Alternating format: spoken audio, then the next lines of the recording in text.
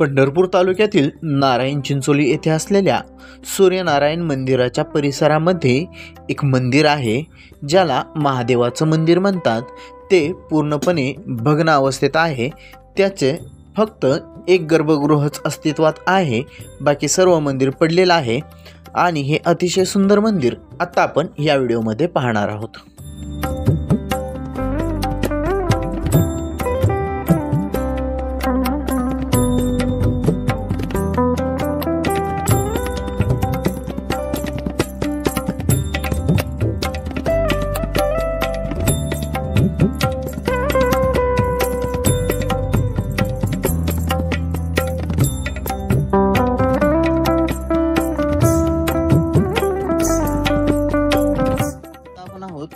याच मंदिराच्या प्रांगणामध्ये दुसरं असलेलं मंदिर आहे, ते म्हणजे महादेवाचं मंदिर म्हटलं जातं।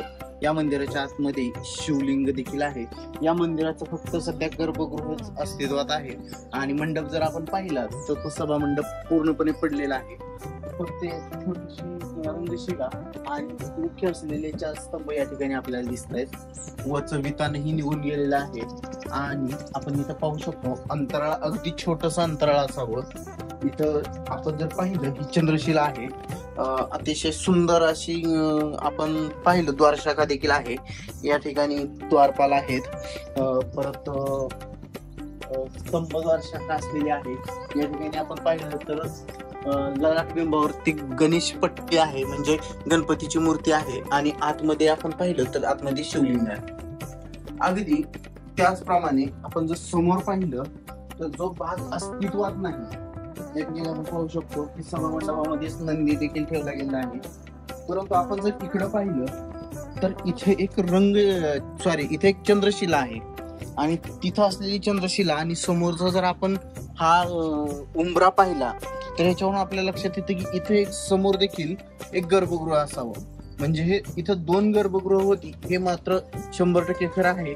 आणि याच माझ्या बोलण्याला जर आपल्याला जो जरा हवा असेल तर आपण या ठिकाणी पाहू शकतो, या ठिकाणी असणारी एक द्वारशाखा, ही जी द्वारशाखा आहे ती द्वारशाखा इथली असावी असं वाटतंय। आणि या बाजूला एक द्वारशाखा आहे, त्यामध्ये 2 वेगळी शिवलिंगे आहेत।